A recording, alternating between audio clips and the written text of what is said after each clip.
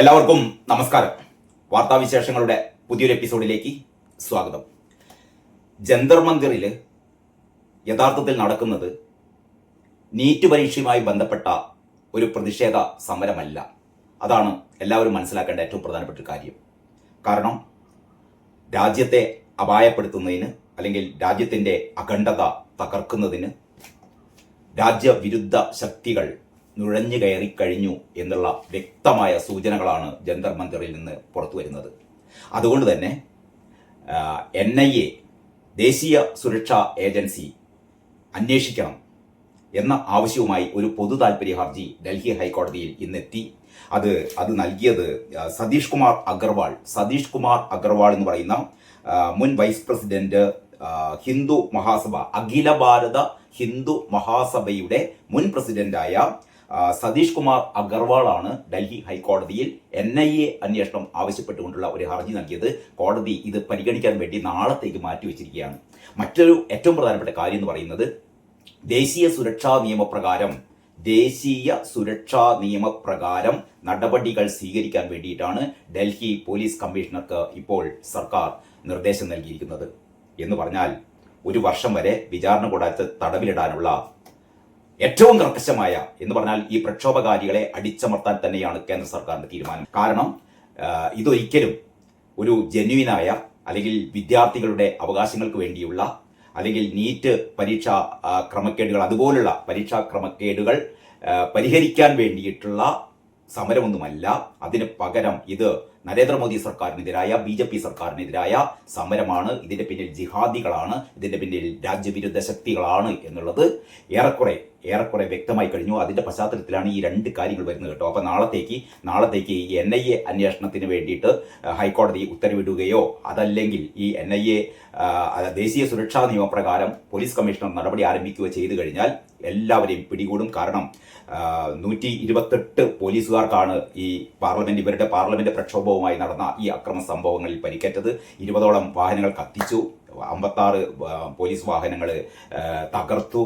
അങ്ങനെ അക്രമികൾ അഴിഞ്ഞാടുകയായിരുന്നു എന്നുള്ളതാണ്. മറ്റൊന്ന്, നിങ്ങൾക്ക് സോഷ്യൽ മീഡിയ നോക്കിക്കഴിഞ്ഞാൽ ഇതിൻ്റെ കൃത്യമായ കാര്യങ്ങൾ അറിയാം. കാരണം നമ്മുടെ പത്രങ്ങൾ അല്ലെങ്കിൽ മലയാളത്തിൽ ഇറങ്ങുന്ന പത്രങ്ങൾ എല്ലാം ഒരു വൺ സൈഡഡ് ആണ്. എന്ന് പറഞ്ഞാൽ സർക്കാർ പ്രക്ഷോഭകാരികൾക്കെതിരെ അക്രമം അഴിച്ചുവിടുന്നു എന്നുള്ള രീതിയിലാണ് ഈ പ്രക്ഷോഭകാരികൾ മുഴുവൻ വളരെ ശാന്തരാണ്, സമാധാനപ്രിയരാണ് തുടങ്ങിയ രീതികളിലാണ് എല്ലാ പത്രങ്ങളും വാർത്ത കൊടുത്തത്. പക്ഷേ സോഷ്യൽ മീഡിയയിൽ വളരെ കൃത്യമായിട്ട് അവിടെ വന്നുകൂടുന്ന ഇതിനെ സപ്പോർട്ട് ചെയ്തുകൊണ്ട് അല്ലെങ്കിൽ ഈ പാറ്റാ പാർട്ടിയെയും പാറ്റാ പാർട്ടിക്ക് കഞ്ഞിവെച്ച് കൊടുക്കുന്ന CPM ഗുണ്ടകളെയും ഇവരെയൊക്കെ ഇവരുടെയൊക്കെ കൂടെ അണിചേരുന്നത് ആര് എന്ന് ചോദിച്ചാൽ കേരളത്തിൽ നിന്ന് വന്നെത്തിയ ഒരുപാട് പേരെ ഈ വിവിധ മാധ്യമ പ്രവർത്തകർ ഇന്റർവ്യൂ ചെയ്യുന്നത് മുഴുവൻ നമ്മുടെ സോഷ്യൽ മീഡിയയിലുണ്ട്. എന്ന് പറഞ്ഞാൽ അവിടെ വരുന്ന ആൾക്കാർക്കൊന്നും എന്താണ് റിയൽ ഇഷ്യൂ എന്നൊന്നും അറിയില്ല. അവർ നരേന്ദ്രമോദി അടിക്കാൻ ഒരു വണ്ടി കിട്ടിക്കുകയാണെങ്കിൽ ഞങ്ങൾ ഇതാ വരുന്നു എന്നുള്ള രീതിയിൽ ഇവർ ജിഹാദി മുദ്രാവാക്യവുമായി വരികയാണ്. കോണാട്ട് പ്ലേസിലെ ഈ പ്രാചീൻ ഹനുമാൻ മന്ദിറിന് നേർക്ക് ഇന്നലെ രാത്രി കല്ലേറുണ്ടായി, തീ വെക്കാനുള്ള ശ്രമം ഉണ്ടായി എന്നുള്ളതാണ് ഏറ്റവും ഗുരുതരമായ കാര്യം. എന്ന് പറഞ്ഞാൽ ഇതൊരു ഹൈന്ദവ വിരുദ്ധ പ്രക്ഷോഭമായി അല്ലെങ്കിൽ BJP വിരുദ്ധ പ്രക്ഷോഭമായി ഇത് മാറുകയാണ്. അവിടെ കൂടിയ ആൾക്കാർക്കൊന്നും അല്ലെങ്കിൽ ഈ നീറ്റ് പരീക്ഷയുമായി ബന്ധപ്പെട്ട ഒരു വിദ്യാർത്ഥിയോ അല്ലെങ്കിൽ അവരുടെ ഒരു രക്ഷിതാവോ പോലും അവിടെ ഇല്ല എന്നുള്ളതാണ് ഏറ്റവും പ്രധാനപ്പെട്ട കാര്യം. അത് എന്തുകൊണ്ട് എന്ന് ചോദിച്ചാൽ നിങ്ങൾ ആലോചിക്കേണ്ടത്, ശരി, നീറ്റ് പരീക്ഷയുമായി ബന്ധപ്പെട്ട ഒരു വലിയൊരു ക്രമക്കേടല്ല, ചില ഒരിക്കലും നമുക്ക് അംഗീകരിക്കാനാവാത്ത തരത്തിലുള്ള ഈ ചോദ്യ പേപ്പർ അല്ലെങ്കിൽ ഇതിന്റെ ചോദ്യങ്ങൾ ലീക്കായ ഒരു അവസ്ഥ ഉണ്ടാകുന്നു. അറിയാലോ, നീറ്റ് പരീക്ഷ എന്ന് പറഞ്ഞാൽ അത്രമാത്രം കുട്ടികൾ വർഷങ്ങൾ മെനക്കെട്ടിരുന്ന് പഠിച്ചുകൊണ്ട് അവരുടെ ജീവിതം ഇതിനായി ഒഴിഞ്ഞു വെച്ചുകൊണ്ട് അവർ തയ്യാറെടുക്കുന്ന പരീക്ഷയാണ്. ആ പരീക്ഷ പെട്ടെന്ന് മാറ്റിവെക്കേണ്ടി വന്നു, അല്ല റദ്ദാക്കേണ്ടി വന്നു. പക്ഷേ ഈ റദ്ദാക്കിയെങ്കിലും ആ പരീക്ഷ പിന്നീട് നടന്നു, കുറ്റമറ്റ രീതിയിൽ നടന്നു. സൈനിക വിമാനത്തിലും ഹെലികോപ്റ്ററിലൊക്കെയാണ് ക്വസ്റ്റ്യൻ പേപ്പറുകൾ എത്തിച്ചത്. പ്രധാനമന്ത്രിയുടെ ഓഫീസ് തന്നെ അതിന്റെ നിരീക്ഷണത്തിലാണ് ഈ കാര്യങ്ങൾ ചെയ്തതെന്ന് പറഞ്ഞാൽ പുനഃപരീക്ഷ, ഈ നേരത്തെ നിർത്തിവെച്ചിരുന്ന പരീക്ഷയ്ക്ക് പകരം പരീക്ഷ നടന്നു. ആ പരീക്ഷ കുട്ടികളൊക്കെ എഴുതി, അതിന്റെ റാങ്ക് ലിസ്റ്റ് വന്നു, അതനുസരിച്ചുള്ള അഡ്മിഷൻ പ്രോസസ് ഒക്കെ നടന്നുകൊണ്ടിരിക്കുന്നു. എന്ന് പറഞ്ഞാൽ ഇപ്പൊ നീറ്റ് പരീക്ഷയുമായി ബന്ധപ്പെട്ട ഒരു വിവാദവും നിലവിലില്ല. അത് ചോദ്യക്കടലാസ് ലീക്കായി എന്നുള്ള ഒരു സംഭവം നടന്നു. അതിനെ തുടർന്നിട്ട് പകരം പരീക്ഷ നടന്നു, അതിന്റെ റിസൾട്ട് വന്നു, കുട്ടികൾ അവർക്കുള്ള അഡ്മിഷനൊക്കെ എടുത്തു കഴിഞ്ഞു. പിന്നെ മറ്റൊന്ന് പറഞ്ഞാൽ ഇതിൽ പ്രതികൾ 13 പേരെ, അങ്ങനെയാണ് ഏറ്റവും പുതിയ വിവരം. അതായത് CBI 13 പേരെ അറസ്റ്റ് ചെയ്യുകയും കുറ്റപത്രം ഇതാ കോടതിയിൽ കൊടുക്കാൻ വേണ്ടി പോകുന്നു. ഇന്ന് പ്രധാനമന്ത്രി ഏറ്റവും പ്രധാനപ്പെട്ട കാര്യം എന്ന് പറയുന്നത്, ഇന്ന് പ്രധാനമന്ത്രി വളരെ കൃത്യമായി പറഞ്ഞു, മറ്റെന്തിനേക്കാൾ പ്രാധാന്യം വിദ്യാർത്ഥികളുടെ ഭാവിയെയാണ് ഈ സർക്കാർ കാണുന്നത്. ഈ സർക്കാരിന് വളരെ കൃത്യമായ ബോധ്യമുണ്ട്. ഈ കുട്ടികളുടെ ഭാവി സുരക്ഷിതമാക്കുന്ന കാര്യത്തിൽ പ്രതിജ്ഞാബദ്ധമാണ്. അതുകൊണ്ട് തന്നെ ഫാസ്റ്റ് ട്രാക്ക് കോടതികൾ ഈ കുറ്റക്കാരെ ശിക്ഷിക്കാൻ വേണ്ടിയിട്ട്, മാതൃകാപരമായി ശിക്ഷിക്കാൻ വേണ്ടിയിട്ട് ഫാസ്റ്റ് ട്രാക്ക് കോടതികൾ ആരംഭിക്കാൻ വേണ്ടി പോവുകയാണ്. കുറ്റവാളികൾ മുഴുവൻ മാതൃകാപരമായി ശിക്ഷിക്കപ്പെടും എന്നൊക്കെ പ്രധാനമന്ത്രി പറഞ്ഞു. പ്രധാനമന്ത്രി പറഞ്ഞിട്ട് പോലും പ്രധാനമന്ത്രി നരേന്ദ്രമോദിയെ അവഹേളിക്കുകയാണ് ഈ എന്താ പറയാ ഈ അഭിജിത്ത് ദീപ് കെ എന്ന് പറയുന്ന ഈ പാറ്റ പാർട്ടിയുടെ നേതാവ്. കാരണം ഇവരുടെയൊക്കെ ലക്ഷ്യം എന്ന് പറഞ്ഞാൽ ഒന്ന് പാർലമെന്റിൽ ചർച്ച ചെയ്യാന്ന് പറഞ്ഞു. നിങ്ങളൊന്ന് ആലോചിക്കണം, പാർലമെന്റിൽ ഇക്കാര്യം ചർച്ച ചെയ്യാം. കോൺഗ്രസിനും ചർച്ച ചെയ്യേണ്ട, ഈ CJPക്കും ചർച്ച ചെയ്യേണ്ട, ആർക്കും ചർച്ച ചെയ്യേണ്ടത്രേ. ഇവർക്ക് ഒരൊറ്റ ആവശ്യമുള്ളൂ, 4-5 ആവശ്യമുണ്ട്. അതിൽ ഏറ്റവും പ്രധാനപ്പെട്ട ആവശ്യം എന്ന് പറഞ്ഞാൽ ധർമ്മേന്ദ്ര പ്രധാൻ രാജിവെക്കണം. എനിക്കിപ്പോഴും മനസ്സിലാവാത്ത കാര്യം, ധർമ്മേന്ദ്ര പ്രധാൻ എന്തിന് രാജിവെക്കണം? ധർമ്മേന്ദ്ര പ്രധാൻ രാജിവെച്ച് കഴിഞ്ഞാൽ പ്രശ്നം തീരുമോ? പ്രശ്നം തീർന്നു. പ്രശ്നം വളരെ എന്താ പറയാ, വളരെ വേഗതയിൽ ഈ പ്രശ്നം മുഴുവൻ പരിഹരിച്ചു. ഇത് പറയുന്നത് കുറെ കുട്ടികൾ ആത്മഹത്യ ചെയ്തു. ശരി, വളരെ ദുഃഖകരമായ കാര്യമാണ്. കാരണം കുറെ കുട്ടികൾ 27 കുട്ടികളെന്നും 32 കുട്ടികളെന്നൊക്കെ ഇവർ പറയുന്നുണ്ട്. കൃത്യമായ കണക്ക് നമുക്കറിയില്ല. ഇനി ഒരു കുട്ടി പോലും ആത്മഹത്യ ചെയ്തെങ്കിൽ അത് വളരെ വേദനാജനകമായ കാര്യമാണ്.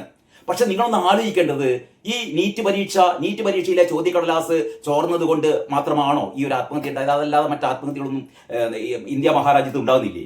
നമുക്കറിയാലോ, ഈ SSLC പരീക്ഷയിൽ മാർക്ക് കുറഞ്ഞ കുട്ടികൾ ആത്മഹത്യ ചെയ്യുന്നു.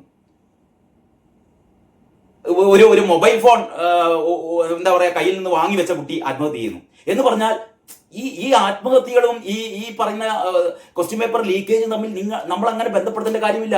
കാരണം കുട്ടികൾക്ക് ഒരു ധൈര്യം, അല്ലെങ്കിൽ അവർക്കൊരു ആത്മവിശ്വാസം ഒക്കെ നൽകുകയാണ് ഏറ്റവും പ്രധാനമായിട്ട് ചെയ്യേണ്ടത്. അതല്ലാതെ ഒരു പരീക്ഷ പേപ്പർ ലീക്കായി എന്നുള്ളതിന്റെ പേരിൽ ജീവിതം അവസാനിപ്പിക്കുകയാണ് ചെയ്യേണ്ടത്. ലക്ഷക്കണക്കിന് കുട്ടികൾ എഴുതിയ പരീക്ഷയല്ലേ, ഈ ലക്ഷക്കണക്കിന് കുട്ടികൾ ആത്മഹത്യ ചെയ്യുകയാണ് ചെയ്യുന്നത്. അതല്ല, അതിൽ വളരെ ദുർബല ചിത്തരായ കുട്ടികൾ നിസ്സാര കാര്യത്തിന് വേണ്ടിയിട്ട് മുൻപിൻ നോക്കാതെ ജീവിതം അവസാനിപ്പിക്കുന്ന അത്തരം കുട്ടികളോട് നമുക്ക് ഭയങ്കര സഹതാപമുണ്ട്. അതേ സമയത്ത് ഇത് വൈകാരികമായി കത്തിച്ചിട്ടോ ഇത്രയും കുട്ടികൾ ആത്മഹത്യ ചെയ്തു, ഇതെന്തോ ഭയങ്കര സംഭവമാണ്.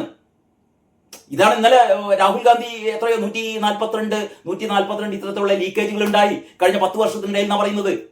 ഈ ലീക്കേജുകൾ ഉണ്ടായതിന്റെ പകുതിയും ഈ BJP ഇതര സർക്കാരുകൾ ഭരിക്കുന്ന സംസ്ഥാനങ്ങളിലുണ്ട്. ഇത് വെറും BJP ഭരിക്കുന്നിടങ്ങളിൽ മാത്രമല്ല ഇതുള്ളത്.